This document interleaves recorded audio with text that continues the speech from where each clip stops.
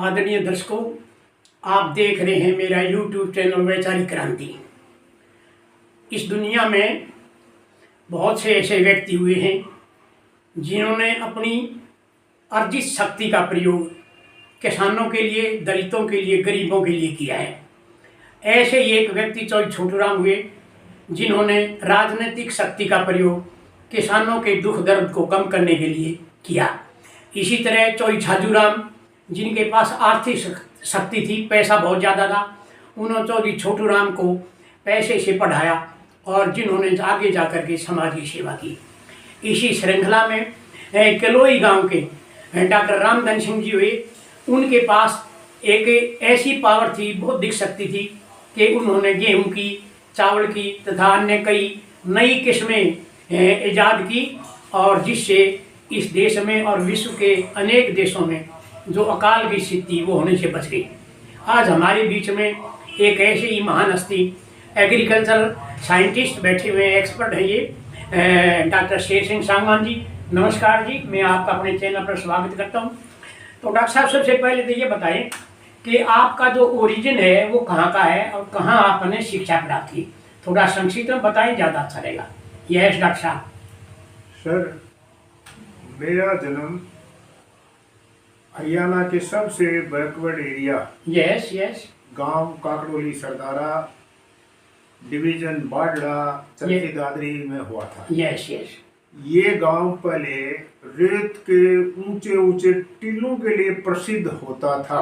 Yes जिसमें सुबह जाते तो शाम को रास्ता दूसरा ही मिलता था। यस इस जगह साहब हमारा जन्म हुआ और हमारे परिवार में हमारे माता पिता तो पढ़े लिखे भी नहीं थे और खेती करके ही अपना गुजारा करते थे। यस ऐसी परिस्थितियों में रहते हुए हम घर का भी काम करते करते, पशुओं की देखभाल करते, स्कूल, गांव के स्कूल से मिडिल कक्षा पास की। यस उसके बाद 5-6 किलोमीटर पर एक हाई स्कूल था डालावास गांव में। डालावास। तो वहाँ से हमने 10th यानी मैट्रिक की परीक्षा पास की। यस और वहाँ मैं रोजाना 6 किलोमीटर जाना, 6 किलोमीटर आना पैदल रेत में। यस और इससे कैसे हम पढ़ते थे, कैसे करते थे, इसमें ट्रिब्यून में भी मैंने एक आर्टिकल पब्लिश करी थी। Yes heads of government school. Yes publish हुई थी कुछ 2-4 साल पहले। यस तो साहब वहाँ से हमने पास करके मैट्रिक पास की और उसे मेरी मेहनत का फल मिला कि हमें वजीफा भी मिला। यस उसके बाद हम जनता कॉलेज जो आजकल कहलाता है चरखी दादरी में, यस वहाँ से मैंने साइंस में ग्रेजुएशन की।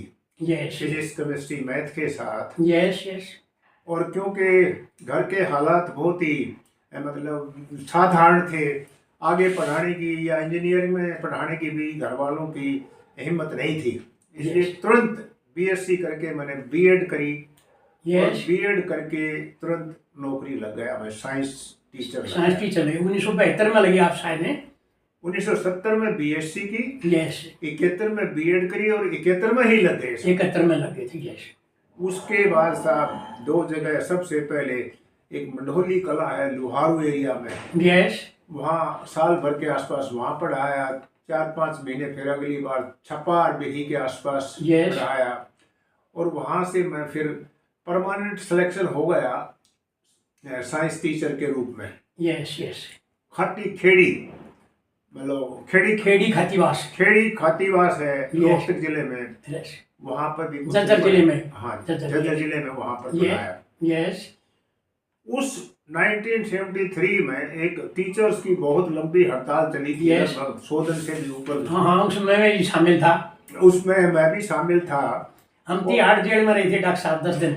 और साहब उस हड़ताल के खत्म होने पर यस जो बाहर पोस्टिंग की कंडीशन थी वो खत्म हुई और मेरा ट्रांसफर भी अपने गांव के आसपास जूही कला हाई स्कूल में हो गया। यस जूही कला हाई स्कूल में लगभग 74 से वहाँ घर आता जाता था। 4-5 किलोमीटर थी। साइकिल ले ली पहली बार और वहाँ से साइकिल से आता जाता था।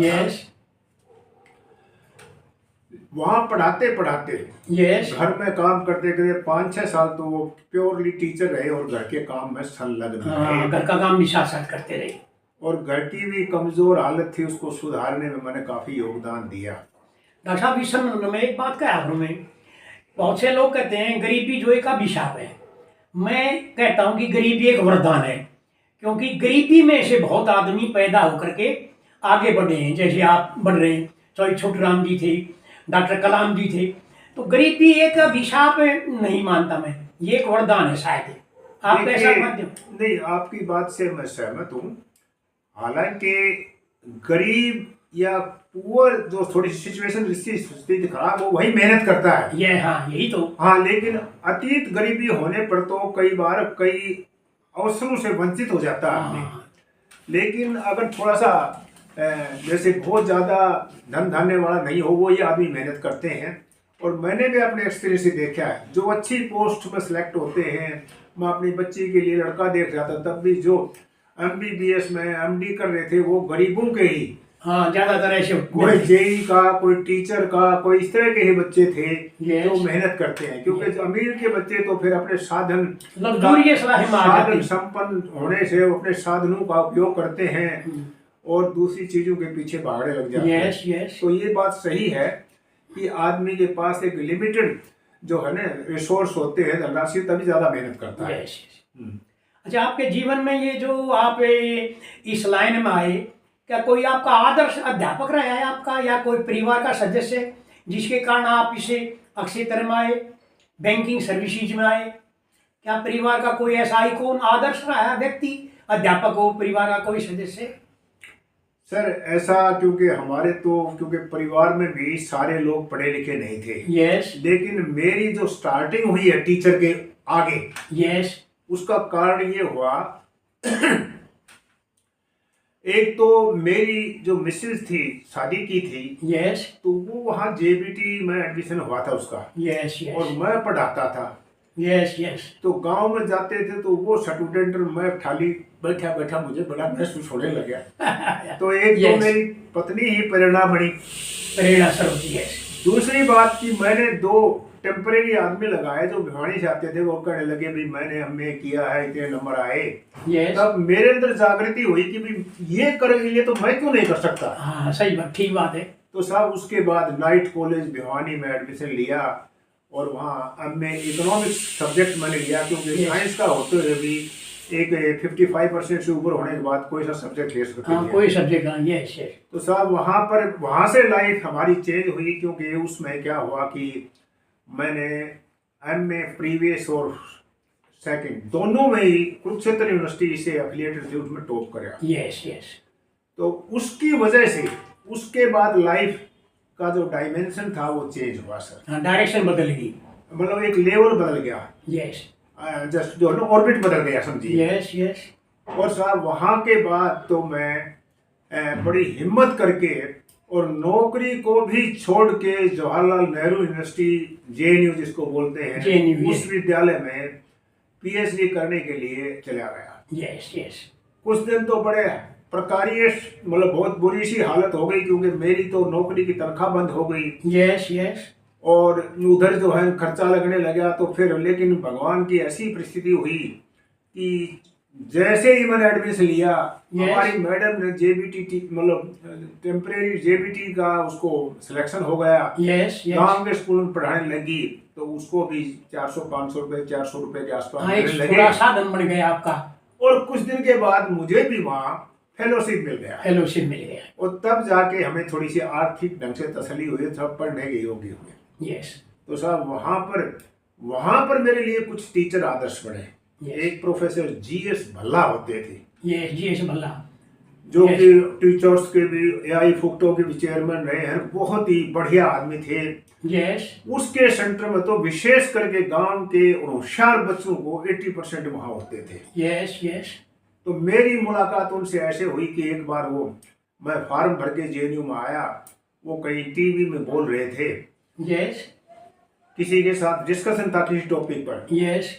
तो साहब ऐसा हुआ कि वो टॉपिक में जो आर्गुमेंट दे रहे थे 2 आदमी और थे। Yes. तो मैंने वहाँ गांव से ही एक इनलाइन लेटर में लिख दिया उनके लिए यस यस कि मुझे आपके आर्गुमेंट बहुत पसंद आए यस और मुझे भी मौका मिला तो मैं भी कुछ करके दिखाऊंगा। यस यस वो साहब उसके बाद तो वो लेटर आधा पता लिखते हुए भी फेमस आदमी थे, उनके पास पहुंच गया। हाँ। और वो मेरी सबसे बड़ी सिफारिश बन गए थे। यस यस तो इस तरह से ऐसे टीचर्स का मुझे सहारा लगा। और हमारे स्कूल के लेवल में भी जो एक पंडित भोलाराम थे, वो बहुत ही अच्छे अध्यापक थे, उनका भी हमें प्रेरणा मिली सर।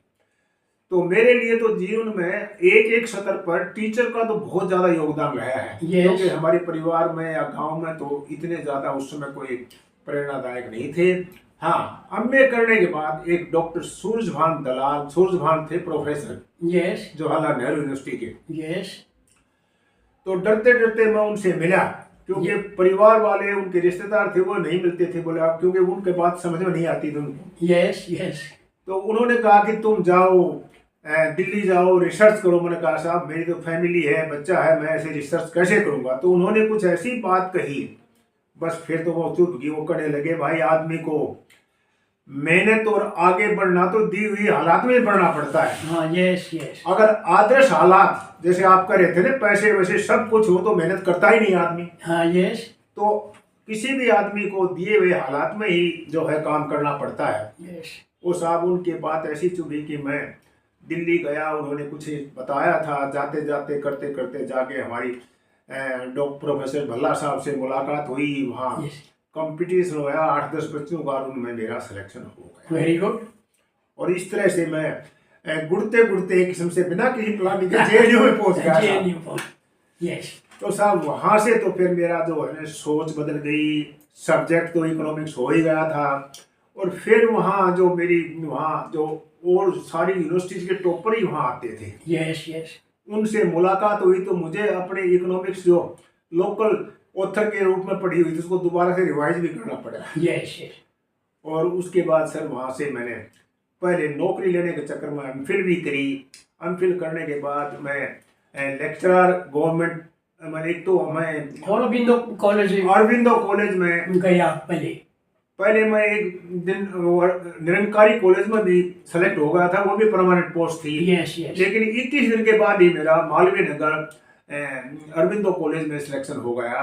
Yes. और वहाँ मेरी परमानेंट पोस्टिंग हो गई। यस तो साहब उस समय 3-4 साल रहे तो मैं साथ साथ पीएचडी कर रहा था और वहाँ पढ़ाता था। यस यस उसके बाद बच्चों को भी गांव से वहाँ ले आया।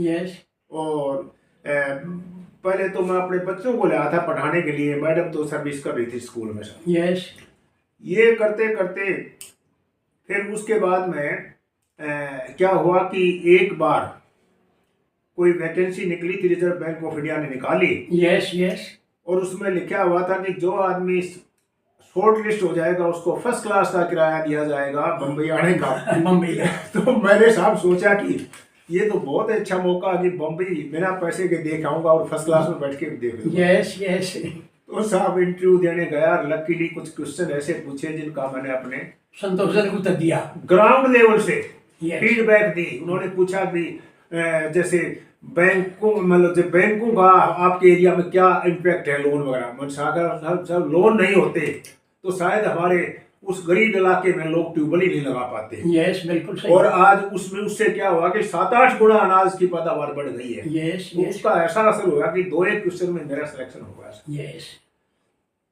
तो इस तरह साहब ये 3-4 स्टेप्स के बाद मैं नाबार्ड में पहुंच गया। रिजर्व बैंक में था पहले, फिर वो नाबार्ड बन गया। उससे नाबार्ड में आपने 8 प्रांतों के अंदर काम किया, ऐसा आपकी बुक में है? हाँ सर, 8 ऐसा। स्टेट्स में। हाँ जी। यस यस क्या हुआ कि पहली पोस्टिंग मेरी पटना बिहार यस वहां पर हुई।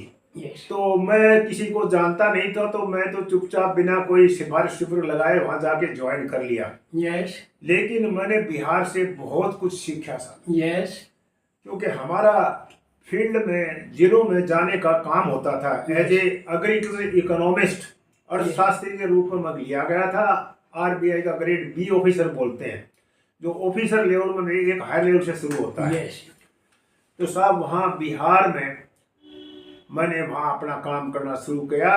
साल भर के बाद दोबारा से पीएचडी का काम जो अधूरा पड़ा था वो भी शुरू कर दिया। यस यस और वहाँ साहब वहीं से मैंने पीएचडी पूरी करी बिहार के बारे में, और पीएचडी करके ने वहाँ एक बहुत बढ़िया आर्टिकल भी लिखे जो मेरी इंडिया वालों ने तो कहीं पास नहीं करी, लेकिन जापान से जापान में पास हुई, बहुत ही publish हुई। फेमस इंटरनेशनल जर्नल में पब्लिश हो गई, यस यस। जिसके लिए पब्लिश भी हुई और मुझे अच्छा एक ऑनरेडी भी मिला शायद। तो आपको कहीं विदेशों में भी जाने का अवसर मिला, मतलब शैक्षणिक कार्यों के लिए? हाँ सर। कहाँ गए आप? जैसे कुछ तो हमारे जैसे नाबार्ड में ही कुछ योजनाएं थी जहां हम एक्सपोजर या लर्निंग विजिट के लिए कई देशों में जाते थे। Yes yes. और काफी दिन से हमारे काफी साइंटिस्ट ऐसे लोग इजराइल जाते रहे हैं। Yes yes. तो मुझे भी 99 में 15 दिन इजराइल जाने का मौका मिला। Yes yes. जहां पर हमने इजराइल की जो आजकल हमारे यहाँ ड्रिप सिस्टम चला हुआ है और ड्रिप का है या फाउंटेन सिस्टम जो चल रहा है, इरिगेशन के जो नए नए तरीके हैं, और किस तरह मॉडर्न एग्रीकल्चर करने का है, और ये सब चीजें मुझे वहाँ देखने का मिला। कैसे वो मैकेनिकल वे में फिश फार्मिंग करते थे, सारी चीजें देखने का मौका मिला। और पहला तो टूर जी इजराइल का हुआ। उसके बाद कुछ टूर जैसे छोटे मोटे, जैसे मैं सिंगापुर भी गया हूँ, यस यस, मलेशिया भी गया हूँ, यस, थाईलैंड भी गया हूँ, यस यस, ऑब्वियसली नेपाल तो मैं बिहार से ही चला गया था। बिहार से। और साहब 2014 में मुझे उज्बेकिस्तान ताशकंद जहाँ जिसमें है, वहाँ भी जाने का मौका मिला, और वहाँ भी गवर्नमेंट ऑफ उज्बेकिस्तान की तरफ से हमें बुलाया गया। यस। अच्छा डॉक्टर साहब, उसमें आपने पुस्तक कितनी लिखी है? पुस्तक जी अभी तक, जैसे पहली तो मेरी जो पीएचडी का जो थीसिस था, यस, वो आईसीएसआर ने ग्रांट के साथ पब्लिश कराया। Yes yes. उस समय 10-12 हजार रुपए ग्रांट दी थी और किसी पब्लिशर ने उसको पब्लिश कर दिया। यस। तो साहब ये पहली पुस्तक तो यही है, पोटैटो की। ये वाली? हाँ जी, पीएचडी का ये कराया। ये पुस्तकें सभी आपकी लिखी हुई है? हाँ साहब, ये यहाँ से लेकर के यहाँ तक सारी पुस्तकें मेरी अपनी हैं। और ये आपके जो ना वो ये रिसर्च की रिपोर्ट है, रिसर्च रिपोर्ट से जो जिंदगी में रिसर्च की है उनके बेस पर रिपोर्ट लिखी गई है। Yes yes. तो उसके बाद आपने एक ये शायद ये पुस्तक भी उन्हें हुड्डा साहब ने मेरे को दी थी, ये पुस्तक भी आपने लिखी, आपने अपने जीवन के बारे में लिखा है इसमें? ये साहब ऐसा हुआ कि जब ये तो वैसे सोचा हुआ तो काफी दिन से था। Yes yes. कि भी हमने जो कुछ स्ट्रगल किया है मैं उसको डॉक्यूमेंट करूं। Yes yes. और दूसरा, क्योंकि हमारे घर में भी कोई ऐसा आज तक भी लोग नहीं जानते कि मैं क्या पढ़ा लिखा हूँ, बात ये है।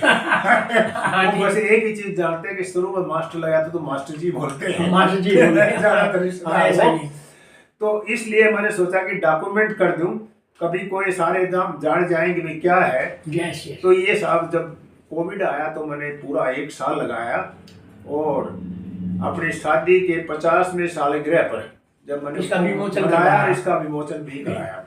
तो अच्छा, ये जो आजकल एग्रीकल्चर साइंटिस्ट हैं, इनको आप क्या सुझाव दोगे अपने अनुभव के आधार पर कि उन्हें कैसे करना चाहिए काम रिसर्च में?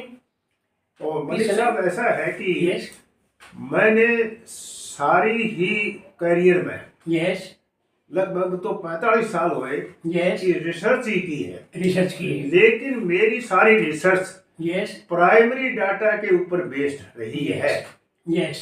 जिससे न केवल मैंने वहां कंट्रीब्यूट किया, मुझे भी लर्निंग का बहुत मौका मिला। तो मेरा जो भी, चाहे एग्रीकल्चर यूनिवर्सिटी के साइंटिस्ट हूँ, चाहे दूसरी यूनिवर्सिटी के रिसर्च स्कॉलर हूँ, या प्रोफेसर हूँ, मेरा एक ही सुझाव है कि आप प्राइमरी डाटा के बेस पर रिसर्च कीजिए। तो वही नयापन तो वही मिलेगा है, उसमें नयापन मिलेगा, आपको बच्चों को नौकरी भी मिलेगी। क्योंकि जो गूगल में लेकर के इधर उधर से जोड़ के इस तरह से करते हैं, उनका कोई असली अनुभव नहीं होता। आप कहीं सर्वे करते हो, क्वेश्चनेयर बनाना पड़ेगा, सर्वे करने का तरीका करना पड़ेगा, लोगों से कैसे पूछताछ की जाती है ये भी सीखना पड़ेगा, क्योंकि ये भी एक कला है। इंटरव्यू लेना लोगों का आसान काम नहीं है, कई लोग पिट भी जाते हैं गलत बातचीत करते हुए। मेरे पास तो कई एग्जाम्पल है ऐसे जिनके साथ ऐसा हुआ है। तो मैं तो यही सलाह देना चाहूंगा कि जो भी, चाहे कोई भी साइंटिस्ट या रिसर्च का जो आदमी है, एग्रीकल्चर का हो, दूसरी का हो, प्राइमरी डेटा पर फोकस कीजिए, वो सबसे ज़्यादा समाज के लिए उपयोगी होगा, Yes. आपके लिए भी उपयोगी होगा लर्निंग में और आपको करियर बढ़ाने में काम करेगा। अच्छा, ये एमएसपी की जो डिमांड है किसानों की, इसके बारे में आप क्या कहना चाहेंगे? क्या इनकी डिमांड जायज़ है या किस प्रकार आप इसको लेंगे? देखिए साहब, ये एमएसपी हमारे देश में शुरुआत में 70 से शुरू की गई थी। यस और इसका मकसद ये था, जब हमारे पास अनाज की कमी थी यस यस तो ये शुरू किया था कि भाई किसानों को प्राइस पहले ऊपर नीचे बहुत होती थी, फ्लैक्चुएट होती थी। यस यस अगर किसानों को हमें ज़्यादा से ज़्यादा उत्पादन करा है तो उनको प्राइस के बारे में अश्योरेंस दिया जाए। यस यस तो इसको लेकर के 70 में व्हीट के लिए शुरू करी, फिर राइस के लिए शुरू करी, और खास करके कुछ क्षेत्रों में जैसे पंजाब, हरियाणा, यहाँ पर तो खरीद काफी होती रही है। यस यस और ये एक इंसेंटिव के रूप में शुरू की थी Yes, किसानों yes. को बढ़ावा देने के लिए। यस लेकिन अब क्योंकि किसान, अब इसके बाद तो दोबारा से न केवल धान या गेहूं की ही एमएसपी में खरीद हो रही है, बल्कि दालों की और तिलहनों की भी खरीद हो रही है। यस यस हालांकि दोनों की खरीद करने का तरीका अलग है। यस दालों में खरीद, धान और गेहूं में तो अनलिमिटेड खरीद होती है, जबकि दालों में और तेलों में क्वांटिटी की लिमिट है। और मैं समझता हूं कि आज हमारे देश में क्योंकि दालों की और तिलहन की कमी है तो इसमें तो लिमिट लेस होना चाहिए। और बल्कि उस पर लिमिट होनी चाहिए। उस पर कुछ, जैसे भाई मान लो कि आप सारे स्मॉल फार्मर आ जाएं, 4 हेक्टेयर की लगा दो लिमिट, कुछ लिमिट होनी चाहिए भी। 500 क्विंटल की लगा दो, 500 क्विंटल एक आदमी से ज्यादा, तो हमारा बैलेंस बढ़ जाएगा। यस यानी हमारे पास, हमारे देश में कृषि सब चीजों में हमारे पास अधिकता नहीं है, हमारे पास तो कमी है। यस केवल गेहूं और धान को छोड़ के हमारे पास दालों की कमी है, तिलहन की कमी है, बल्कि 1 लाख करोड़ से ज्यादा का दाल और तिलहन हम इंपोर्ट करते हैं हर साल। यस अगर थोड़ा सा हम इस एमएसपी के साथ, जो एमएसपी इंसेंटिव था, अब क्योंकि अधिकार बन गया है, यस जो अधिकार किसान भी जैसे कह रहे हैं ना, ये अधिकार अभी बन गया है, तो एमएसपी के साथ थोड़ी सी एक चीज जोड़ दी जाए, जो कि सारे देश, चाहे अमेरिका हो, चाहे ऑस्ट्रेलिया हो, चाहे यूके हो, यस ये लोग भी अपने उत्पादन को नियंत्रित करने के लिए, ताकि किसानों को लॉस न हो, वहां पर एक कंसेप्ट चलती है area planning. Area planning, yes.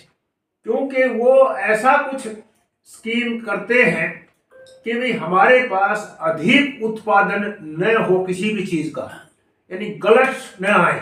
Yes जैसे हमारे पास कई बार आलू की गलत आ जाती है, कभी और कोई फसल की ज्यादा गलत आ जाती है। यस यस और किसानों को भी मुश्किल होती है, क्योंकि अधिक पैदा कोई चीज हो गई जिसकी एक्सपोर्ट डिमांड भी नहीं है, तो उस अधिक पैदावार होने की परिस्थिति में या तो किसान को नुकसान होगा और सरकार खरीदेगी तो सरकार को नुकसान होगा।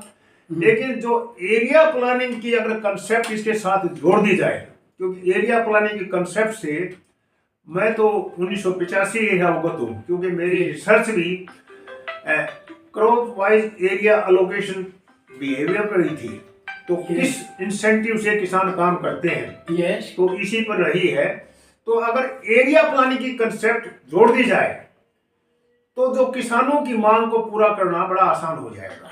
तो ये सरकार से रजिस्ट्रेशन कराना पड़ेगा पहले एरिया का, डॉक्टर साहब? एरिया प्लानिंग का ये मतलब हो सकता है कि भाई आप फसल यानी सोइंग सीजन से पहले यस उस सीजन की क्रॉप की एमएसपी डिक्लेयर कर दें। Yes before the sowing season, yes well before the sowing season. Yes और फिर रजिस्ट्रेशन करें हर क्रॉप के नीचे एरिया का। यस और एग्रीगेट लेवल पर एरिया है उसको डिसएग्रीगेट कर दे भाई, स्टेट वाइज बांटे, डिस्ट्रिक्ट वाइज बांटे, और एग्रीगेट रजिस्ट्रेशन करो। और एग्रीगेट जो है हमारी जरूरत के हिसाब से क्रॉप वाइज एरिया का एग्रीगेशन हम करें। यस और उसी के अनुसार यस जब तक हमारी जरूरत के अनुसार उस एरिया में लोग रजिस्ट्रेशन कराएं, तब तक रजिस्ट्रेशन करो और उनको एमएसपी का फुल इंश्योरेंस दो, Yes. चाहे लीगल करो चाहे जैसे भी करो, जैसे लेकिन भी। It should be full insurance up to बिल्कुल दैट लिमिट। बिल्कुल बिल्कुल। और उससे ज्यादा कोई करता है तो वो जो है ना उससे कवर नहीं होगी। लेकिन जहां तक वो पूरी करो, हाँ इसके लिए क्षेत्र वाइज फसल वाइज डिमांड के हिसाब से एरिया हो सकता है। जैसे मान लो भाई 10 एकड़ की हमने गेहूं के लिए कर दी, यस या हमने 3 एकड़ की आलू के लिए कर दी, यस तो क्रॉप वाइज जैसी जैसी डिमांड है वैसी ही पर फार्मर एक थोड़ी सी लिमिट हमें जैसे जरूरत हो वैसी। और ये तो फिर एमएसपी इसमें एक पॉलिसी वेरिएबल का काम करेगी। यस यस क्योंकि जिस चीज की हमें ज्यादा जरूरत है उनकी एमएसपी की इंक्रीज थोड़ी ज्यादा होनी चाहिए, यस उनकी खरीद भी ज्यादा होनी चाहिए। यस और जिस चीज की हमारे देश को कम डिमांड है उसकी पैदावार को नियंत्रित करने के लिए उसकी इंक्रीज और स्मूथ होनी चाहिए। तो ये एरिया प्लानिंग में आता है सारी चीजें। हाँ, एरिया प्लानिंग का मतलब है कि बोने से पहले ही ये उत्पादन को ऐसे कंट्रोल करो कि ये जैसी डिमांड देश में है उतना ही पैदा हो। Yes. क्योंकि इससे ये फायदा होगा कि एक तो गलत नहीं आएंगे तो हमारे मान लो आलू ज्यादा पैदा हो गया तो Yes. उस आलू को पैदा करने में हमारा पानी, खाद, हाँ, पेस्टिसाइड काफी हमारे खर्चा यूज हो गए। Yes. तो देश का नुकसान होगा कि ये हमारी बहुमूल्य इनपुट्स हमारी खर्च हो गई और वो फिर वेस्ट जा रहा है, आउटपुट कम है। नहीं वो वेस्ट जा रही है। आउटपुट जो आई वो वेस्ट जा रही है क्योंकि हमारी ज्यादा पैदा हो गई है, एक्सपोर्ट की भी उसमें चांसेस नहीं है।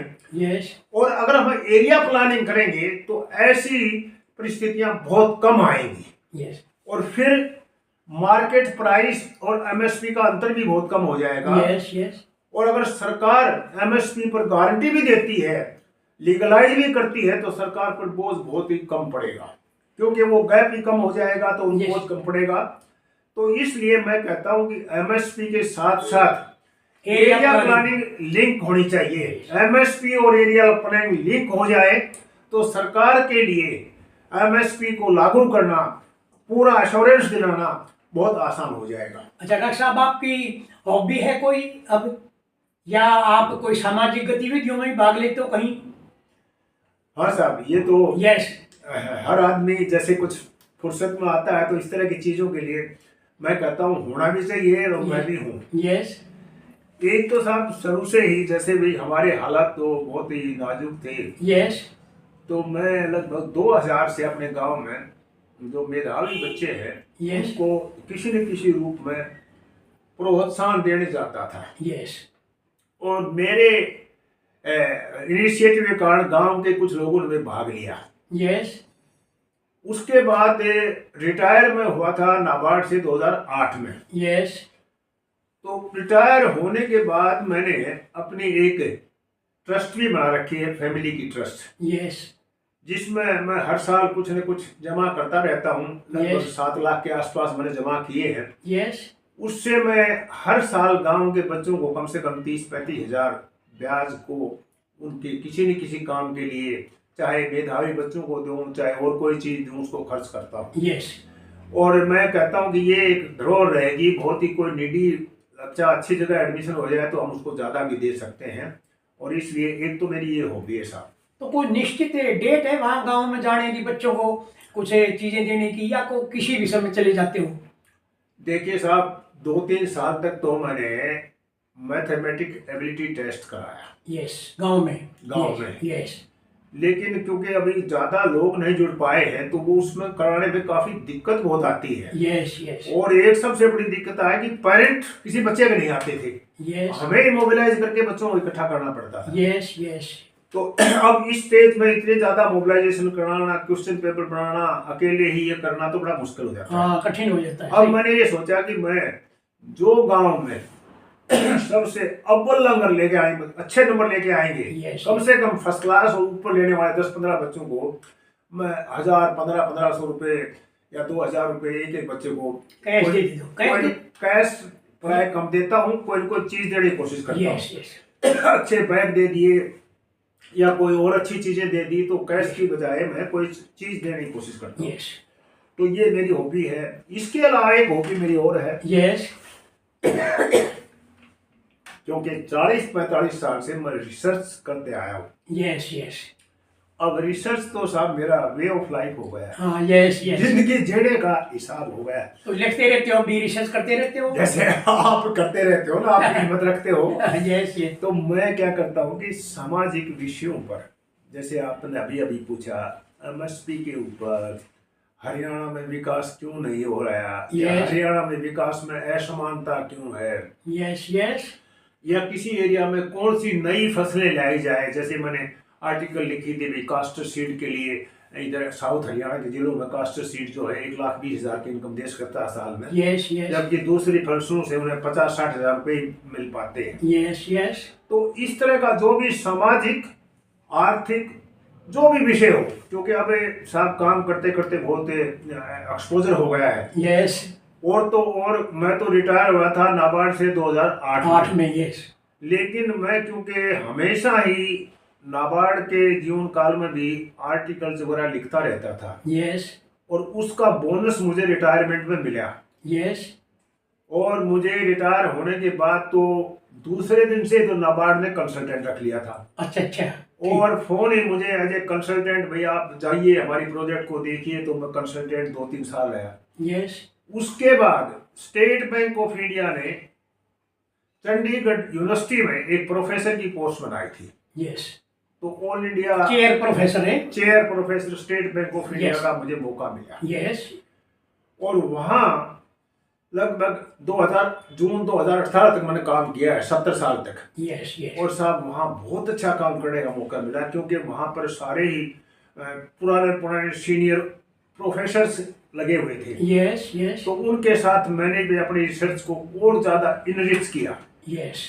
और काफ़ी आर्टिकल्स एकेडमिक पेपर में भी लिखे। यस। कम से कम 50 के आसपास आर्टिकल तो मैंने ट्रिब्यून में भी लिखे होंगे, Yes. इंडियन एक्सप्रेस में भी लिखे हैं, यस। टाइम्स ऑफ इंडिया में लिखे हैं। यस। तो विभिन्न विषयों पर जैसे जैसे मैं जाता हूँ फील्ड में, एक्सपोजर होता है, जहाँ प्रॉब्लम देखता हूँ, तो उसी प्रॉब्लम को लेके मैं आर्टिकल्स लिखता हूँ। लिखते रहते हो। और साहब अब भी ये तो मुझे कहिए कि एक बीमारी से लगी है, अभी मैं लगा ही रहता हूँ। और मेरी दिनचर्या तो साहब एक बिल्कुल जैसे ऑफिस में काम करता था वही अभी भगवान की दया से वो मेंटेन किए हो। यस। सुबह 5 बजे उठना, Yes. लेकिन 1-1.25 घंटे योगा करना। यस। 5-7 और भी आदमी साथ करते हैं, उनको मैं करवा भी लेता हूँ साथ में मिल करके। यस। तो ये तो हमारा एक परमानेंट काम हो गया, मिसेज और हम दोनों ही जाते हैं। यस। और उसके बाद साहब आ करके मैं तो कंप्यूटर के ऊपर ही कम से कम 2-3 अखबार, ट्रिब्यून पढ़ता हूँ, बिजनेस लाइन पढ़ता हूँ। Yes yes. तो 8 बजे तक मैं ये करता हूँ। और हम भगवान की दया से मिसेज भी हमारी सपोर्ट में हमेशा ही रहती है। Yes yes. वो चाय पानी और सारी जिंदगी सपोर्ट में रहती है। Yes yes. उन्होंने तो जब मैं नाबार्ड में सेलेक्ट हुआ तो अपनी नौकरी भी छोड़ छोड़ दी करके, थी। और हमने डिसीजन लिया, और उसका हमें फायदा भी रहा, क्योंकि अभी हम तो वो चाय पानी देती रहती है, और फिर मैं 8-8:30 बजे सब अखबार डेली खत्म कर देता हूँ। यस। फिर अपने घर के काम में दूध पानी लाया, 8:30 नाश्ता करके साहब मैं तो एक बार स्नैप लेता हूँ 15-20 मिनट का। अच्छा, ठीक ठीक। और फिर 10 बजे उठ के फिर कंप्यूटर पर लग जाता हूँ। यस। लिखने में कुछ और अपना मार्केट भी कर थोड़ा बहुत देख लेता हूँ। और साहब सारा दिन की प्रक्रिया यही है, कभी बैठ करके मिसेज और हम खेल लेते हैं। और भगवान की दया से हमारे बच्चे भी, और तो कुछ नहीं सिखाया होगा, लेकिन मेहनत करने हमने उनको सिखाई। Yes yes. जैसे ये बहुत बड़ा उपहार है। हाँ साहब, तो क्योंकि हम मेहनत करते थे तो बच्चों ने भी मेहनत करी, और ऐसा संयोग बैठा कि हमारी बड़ी बेटी तो फर्स्ट इंस्टांस में ही CBSE में मेडिकल में सेलेक्ट हुई थी। यस। और उसने अहमदाबाद से MBBS किया, कंटिन्यूस उसको एडमिशन MD में भी हो गया था।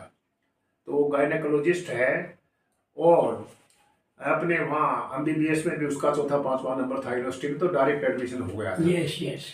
और उसने अपना एक बहुत बड़ा अस्पताल बना लिया है 7-8 मंजिल का अहमदाबाद में। यस। और बहुत वेल सेटल्ड है, सब ठीक ठाक, बहुत मेहनत करती है, और सब लगे हुए हैं। डॉक्टर साहब, आपने ये जो दिनचर्या बताई, इसके अनुरूप आप काम करते रहते हो। आपकी लाइफ जो ना सेटिस्फाइड हो आप अपने जीवन के इन कार्य के से गतिविधियों से सेटिस्फाइड हो? बिल्कुल साहब। देखिए, मैं तो ये कहता हूँ कि जैसे जैसे मैं मेहनत करता गया कि भगवान ने मुझे उस मेहनत का फल भी मिलता रहा। Yes yes. और जैसे देखिए, हर आदमी की अपनी लिमिट है, लेकिन मैं अपने हिसाब में बहुत सेटिस्फाई रहा। जैसे हमने की तो मुझे लेक्चरशिप मिल गई, फिर नाबार्ड में सेलेक्ट हो गया, रिटायरमेंट के बाद भी स्टेट बैंक ऑफ इंडिया का प्रोफेसर बन गया। और जहां भी मैं रहा, जिस काम में, मैंने अपनी पूरी मेहनत और पूरी ईमानदारी से मैंने काम किया और काम से मुझे सेटिस्फेक्शन मिल गया। जुनून रहे आपके काम से जो सेटिस्फेक्शन मिलता है ना, Yes. वो सेटिस्फेक्शन आपको और कहीं नहीं मिलेगा। इसको जुनून रहे आपके। हाँ, जुनून के बारे में दो बात सुनाता हूँ। जुनून होया जिसके दुनिया में, उसने शोहरत पाई। जुनून बिना इस दुनिया में किसी की ना होती सफल कमाई। तो डॉक्टर साहब, आपने मेरे को समय दिया, आपका धन्यवाद।